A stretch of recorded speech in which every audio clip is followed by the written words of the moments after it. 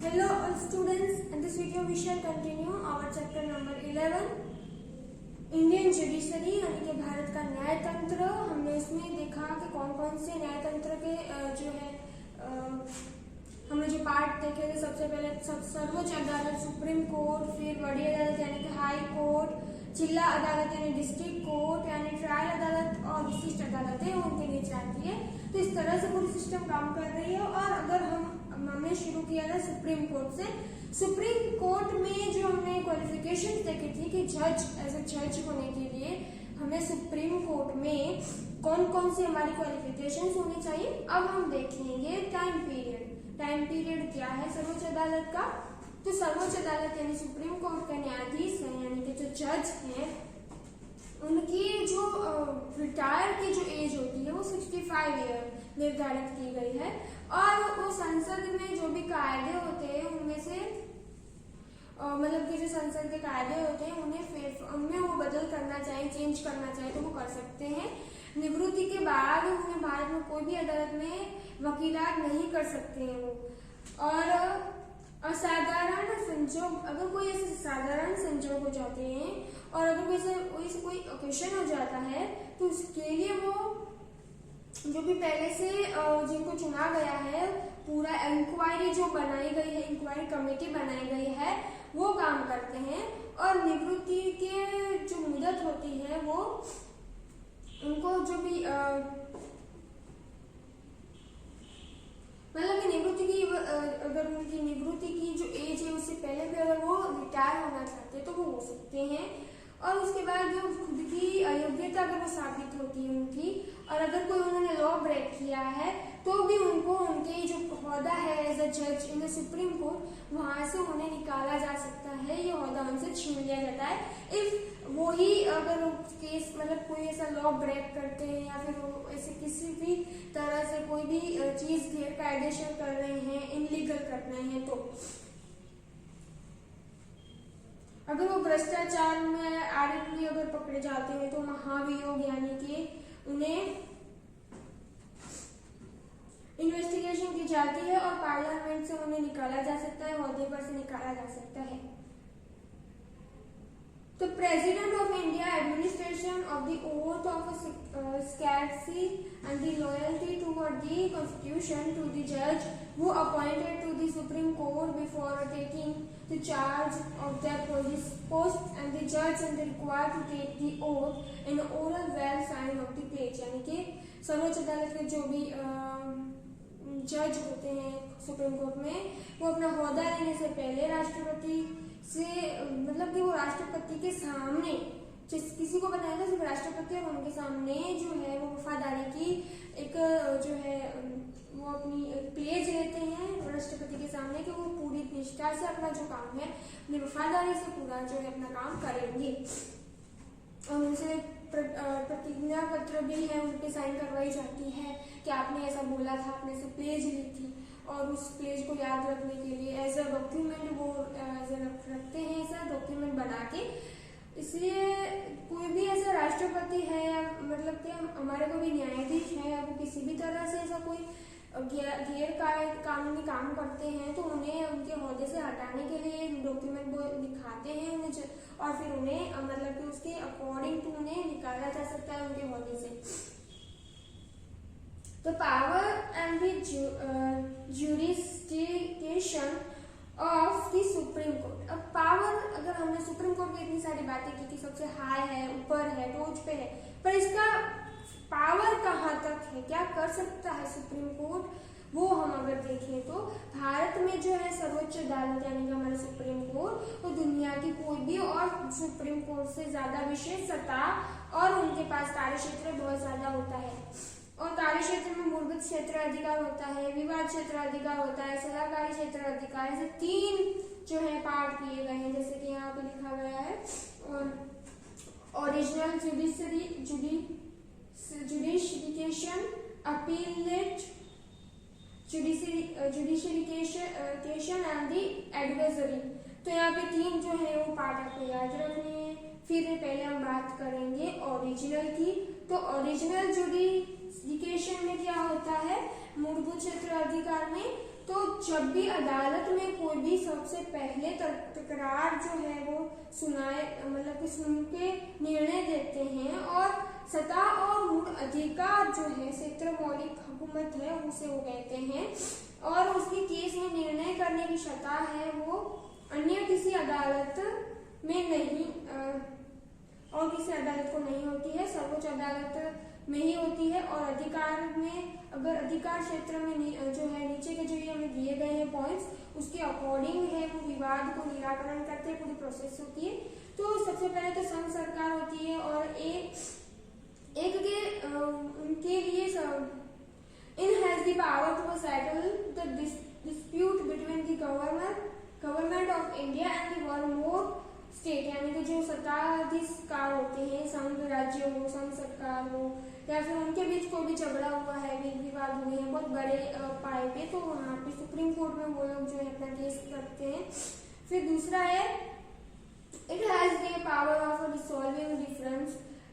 Of opinions, fights of the conflict between the government of India and the one more state of the other side and the one more other state, यानी कि government में, सरकार में ही दो पक्ष जो है खड़े हो गए हैं अलग अलग स्टेट से, अगर कोई विवाद हुआ है तो वो भी सुप्रीम कोर्ट में उसमें ले जा सकते हैं अपना केस, और उन्हें जो है न्याय लेने का पूरा अधिकार है। सर्वोच्च अदालत संघ में सरकार का कोई भी कायदा या बंधारणीय कायदा होता है,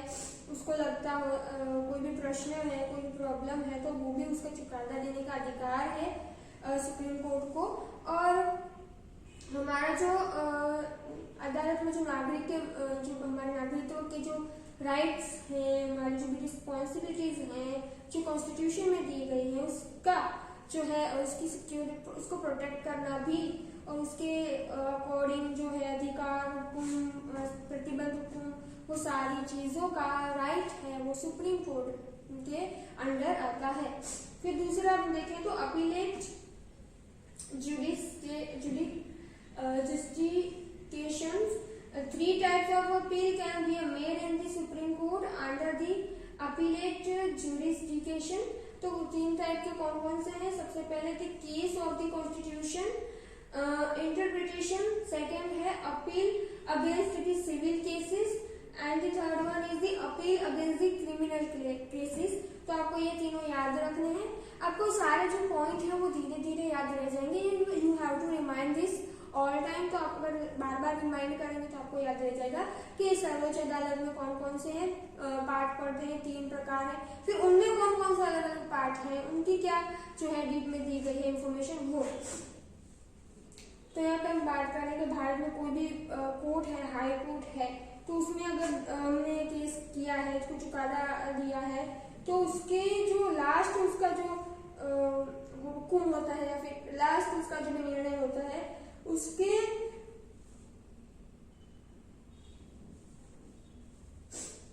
सर्वोच्च अदालत में अगर सुप्रीम कोर्ट में हमें केस दायर करना मतलब रखना है अपना, तो सबसे पहले तो हाई कोर्ट में हमें वो केस लड़ना पड़ेगा। हाई कोर्ट हमें अगर ऐसा कोई डॉक्यूमेंट देती है, टू टाइप्स के डॉक्यूमेंट्स होते हैं, वो अगर देती है, उसके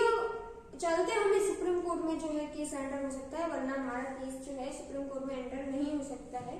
और उसका प्रश्न जो है वो पूरी तरह से उसका पूरी प्रोसेस होती है, वो सब देखा जाता है और फिर उसको हाई कोर्ट से सुप्रीम कोर्ट में लिया जा सकता है।